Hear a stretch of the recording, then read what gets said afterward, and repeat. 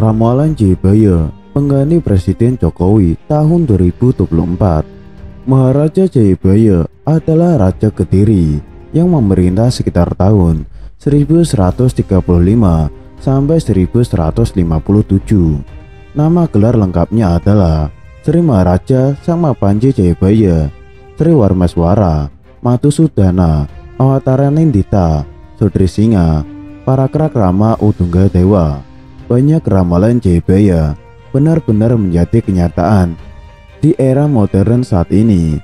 Dan saat ini, ramalan Jayabaya tentang sosok Presiden pengganti Jokowi kembali ramai diperbincangkan.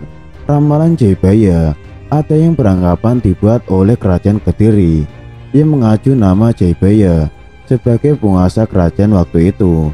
Namun ada lagi versi yang lebih muda, dibuat pada tahun 1800 hingga masa yang lebih muda lagi, sekitar 1900. Namun kali ini tetap mengacu nama ramalan Jayabaya. Pada tahun 2024 Indonesia akan memilih Presiden pengganti Joko Widodo atau Jokowi karena undang-undang membatasi hanya boleh 2 kali. Partai politik dan berbagai macam kelompok sudah mulai memunculkan jumlah figur yang disiapkan untuk menjadi calon presiden. Sampai saat ini, belum satupun nama yang merujuk dari semua partai politik. Yang dilakukan saat ini baru sebatas rata-rata respon publik. Lantas siapakah pengganti Presiden Jokowi di tahun 2024? Dan siapakah sosok Satrio tersebut? Mari kita simak selengkapnya dalam ramalan Jayabaya. Pengganti Presiden Jokowi pada tahun 2024 adalah seorang Satrio Piningit. Sosok Satrio Piningit sebagai pengganti Presiden Jokowi tidak hanya diramalkan Ronggo Warsito atau Prabu Jayabaya. Menurut ramalan Jayabaya, yang akan memimpin Indonesia bernama Satrio Piningit, dan dia adalah pemimpin yang akan menyelamatkan Indonesia serta mampu membawa bangsa ini menjadi maju. Digambarkan Satrio Piningit ini sama seperti raja pada zaman dahulu, dikenal sebagai raja yang adil, yang muncul saat Indonesia mengalami keterpurukan. Meramalkan sosok Satrio Piningit ini akan datang saat Indonesia mengalami banyak konflik bencana alam dan perekonomiannya yang terpuruk. Menurut ramalan Jayabaya, Satrio Piningit akan memiliki 3 karakter yang mewakili sifat seorang raja sebagai berikut.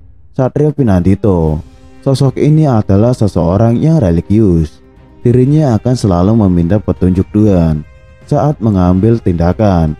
Satrio Piningit ini sangat jujur dan sangat terbuka kepada rakyatnya saat menghadapi masalah yang diembannya. Bahkan dirinya akan sangat adil, tegas, serta dapat menjaga keamanan. Yang kedua, Satrio Bayangkara. Satrio Piningit juga diyakini tidak akan merendahkan rakyatnya dan dirinya akan berlaku adil, bijaksana, berjiwa pemaaf, rendah diri, dan berdamai terhadap lawan politiknya.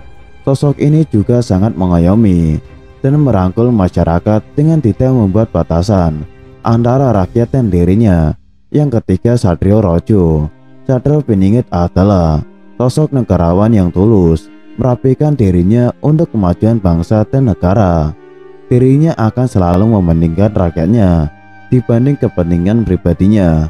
Bahkan, dia tidak akan semena-mena dengan kekuasaannya. Isi ramalan Jayabaya adalah berbagai hal terkait prediksi negara Indonesia. Salah satunya soal pemimpin negara. Belanda di tengah Jawa dan kedatangan Jepang tahun 1942 sampai 1945. Dalam ramalan Jayabaya, gambarkan kedatangan Jepang sebagai seekor ayam kate yang hanya seumur jagung atau usianya pendek di Indonesia atau sekitar 3 tahun. Kemudian yang paling populer lagi soal siapa yang bakal jadi pemimpin negara Indonesia, hingga muncul istilah Satrio Piningit. Soal pemimpin Indonesia, masyarakat mempercayai dengan istilah Noto Negoro yang saat ini dipercaya sebagai urutan nama-nama yang pernah memimpin Indonesia atau menjadi Presiden Republik Indonesia. Noto yang menata dan Negoro atau negara yang artinya negara jadi pemimpin Indonesia adalah orang yang akan menata atau mengatur negara Indonesia ini. Selain itu, ramalan Jayabaya tentang Notonegoro kembali terungkap. Inilah calon Presiden Republik Indonesia di tahun 2024. Ramalan ialah suatu prediksi atau terawangan seseorang maupun dari kitab peninggalan kerajaan-kerajaan di zaman lampau. Kali yang menggembarkan ialah ramalan Jayabaya tentang Notonegoro. Masyarakat mempercayai ramalan tersebut karena akan tersirat siapa yang akan memimpin Indonesia ke depan. Meskipun masih tahun 2024, pemilihan umum di Indonesia akan digelar, namun suasana terkait pencalonan presiden santer terdengar belakangan ini. Perkiraannya siapa gerangan calon yang akan memimpin di tahun 2024 setelah lengsernya pemerintahan Jokowi. Ramalan Notonegoro ialah bentuk arti kata dari menata negara berdasarkan urutan pemimpin Nusantara yang dibuat oleh Prabu Jayabaya di masa lampau yang isinya tentang prediksi negara, baik siapa yang akan memimpin.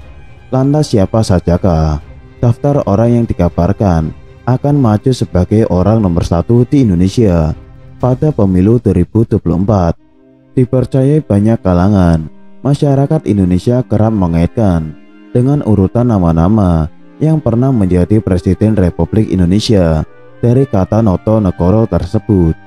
Pengertian lain menyebutkan No pertama disimbolkan melekat pada nama Insinyur Soekarno, yakni 2 huruf di belakang nama Soekarno.